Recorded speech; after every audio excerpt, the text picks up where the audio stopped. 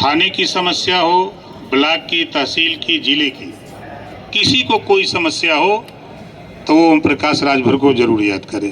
हम बहुत ज्यादा नहीं कर सकते, लेकिन हाँ उतना जरूर कर सकते हैं कि जब आपके पैर डगमगाएंगे तो हम आपको कंधा लगा करके खड़े रहेंगे कि आपके पैर डगमगाने नहीं। भाजपा के समर्थित प्रत्याशी अरविंद राजभर जी हैं और पूरे भाजपा के लोग भी एकदम मनोयोग से छड़ी की बटन दबाएंगे।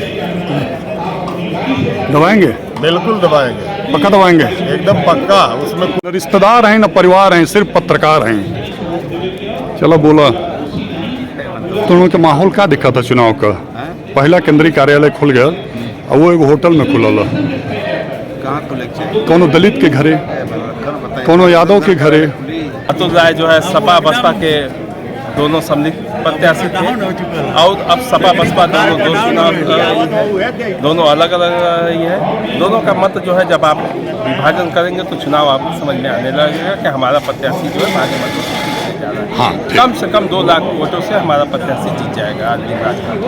नमस्कार, मैं हूं रंजीत और आप लोग देखना शुरू कर दिए हैं जनगढ़ की आवाज। उत्तर प्रदेश के घोसी लोकसभा में चुनाव का महासमर अब रंग लेना शुरू कर दिया है। एनडीए के घटक दल के प्रत्याशी डॉक्टर अरविंद राजभर का केंद्रीय कार्यालय गाजीपुर तिराहा एवं फातिमा मोड़ के पास स्थित विजय प्लाजा में खुल गया है।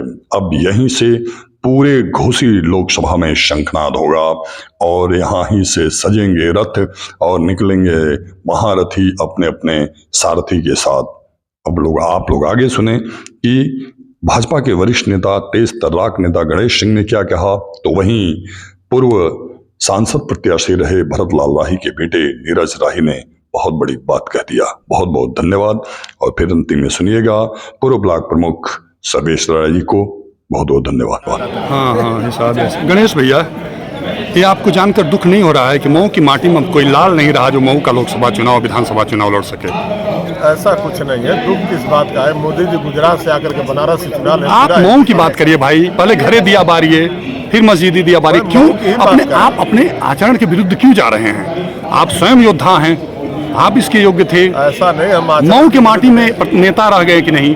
बस एक जवाब दीजिए। पार्टी का निर्णय, मऊ के माटी में नेता रह गए कि नहीं? बहुत तमाम नेता है, नेता नहीं दिखाई। तो क्या इनके योग्य नहीं है कि उन्हें प्रत्याशी बनाया जाए? तमाम योग्य जब जब जब एक कार्यकर्ता विजय राजभर, पार्टी का आदेश होगा, जब विजय राजभर कार्यकर्ता को प्रत्याशी बनाया गया था तो आप ही ने मोदी जी की, योगी जी की सराहना किया था, संगठन की सराहना किया था। और जब लोकसभा आया तो फिर ऐसा कैसे हो गया? तो आज भी सराहना कर रहे हैं। कैसे? जिसने दारा को नहीं जिता पाया उस व्यक्ति को आपने प्रत्याशी बनवा दिया। अरे ऐसा कुछ नहीं है, ऐसा कुछ नहीं। वक्त का इंतजार करूं? वक्त का इंतजार कौन कौन करेंगे? ए.के. शर्मा और राजीव राय और अरविंद राजभर, इसके अलावा चौथा कोई है? कहीं ऐसा नहीं है कि ए.के. शर्मा और राजीव राय कहें तू बैठा अब बिचवा में दारा सब जमाल खींच लें कुर्सियां? कुछ नहीं है। यहाँ जिसको हल्के में लिया जाता है। भाजपा के समर्थित प्रत्याशी अरविंद राजभर जी हैं और पूरे भाजपा के लोग भी एकदम मनोयोग से छड़ी की बटन दबाएंगे। दबाएंगे? बिल्कुल दबाएंगे, पक्का दबाएंगे, एकदम पक्का। उसमें हाँ, क्या नाम है आपका? नीरज राही। हाँ, तेज बोलिए। तू चुप रहा, तब ये बोल पाई नहीं। बताओ। अरे खड़ा रहा, चुप रहा, खाली थैल भोर भूयार एक साथ हो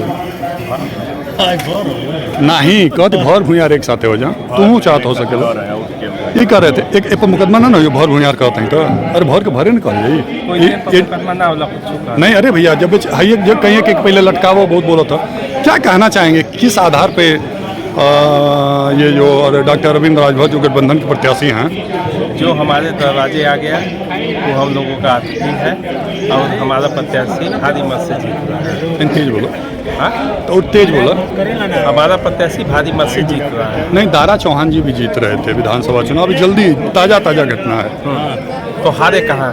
अच्छा, वो जीते? वो तो मंत्री हो ही गए। हाँ। मंत्री के लिए लड़ रहे थे, यही कहना चाहते हैं ना? नहीं, ऐसी बात नहीं। हाँ, तो आप तो कह रहे हैं हारे नहीं तो मंत्री बनने के लिए नहीं हुआ, मंत्री बनेंगे, जिताइए मंत्री बनेंगे, तो जीत ही गए।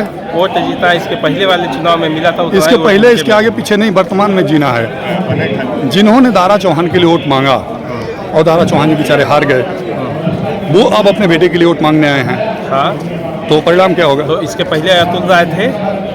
अतुल राय जो विधानसभा चुनाव की बात कर रहा हूँ भाई साहब। विधानसभा के चुनाव को छोड़ दीजिए। अच्छा, जो कुछ आप बोलना चाहते हैं वही बोल दीजिए।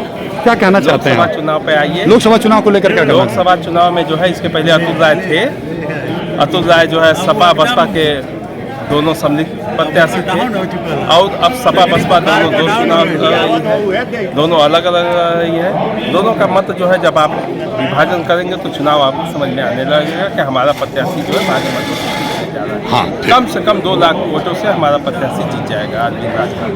बहुत बढ़िया। आपके पिताजी चुनाव लड़े थे, जी किस सन में लड़े थे?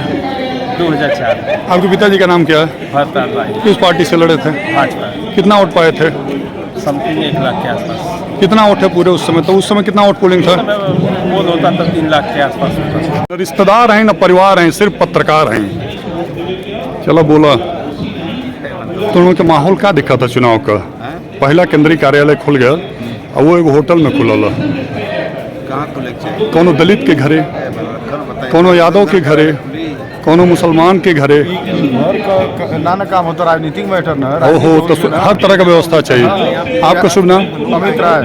राय साहब हो? हाँ। चलो भोर भूयारे खोजिए चुनाव जीत जी। भोर भूयारे खोजना तो चुनाव जीत जी। कुछ कहना चाहेंगे? अब आपका समय समाप्त हो गया। आप प्रमुख है ना, तब इनका ज़्यादा प्रभाव पड़े ना। मनोज राय के भाई हमें ये बोलिए तब इतिहास बन जाए ना। मनोज भैया गुस्सियाओ ना पाओ था, मुस्कियाओ ना पाओ था। ये लोग भूहार के यहाँ से देव चाहता, भोर के वहाँ से देव चाहता, उल्टा हो गया। मैं जब से पत्रकारिता में आया हूं, मेरा एक ही उद्देश्य है और एक ही शौक है कि ना काहू से दोस्ती, ना काहू से बैर। हंसिए, हंसाइए और लोगों को आनंदित करिए अपनी रिपोर्टिंग से। हाँ, किसी को कोई बात बुरा लगा हो, किसी को अन्यथा लगा हो मेरा व्यवहार, मेरा प्रश्न, इसके लिए मैं क्षमा चाहता हूं। बस जीवन का एक मकसद है, ये एक जीवन रंगमंच है और हर आदमी अपना किरदार दमदार ढंग से निभाए ताकि जब पर्दा गिरे तो गिरने के बाद तक तालियां बजता रहे। बहुत बहुत धन्यवाद। हर्ष, विषाद, हानि, लाभ से परे रहिए और ईश्वर में अटूट विश्वास रखिए। सत्य और धर्म निष्ठ रहिए और सत्य का दामन थामे रहिए। यहाँ कोई किसी को हरा नहीं सकता, कोई किसी को जिता नहीं सकता।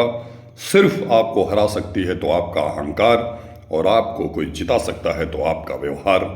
इसी में दम है और इसी में हमेशा दम रहेगा। मैं हूं रंजीत राव और आप लोग देख रहे हैं जनगढ़ की आवाज पे हैं। मैं यही कहूंगा कि शिवा ज्वेलर्स स्वयं शिव भगवान का नाम से सुशोभित है और ये नाम स्वयं गुरुदेव ने दिया है। विश्वसनीयता की पहचान है शिवा ज्वेलर्स।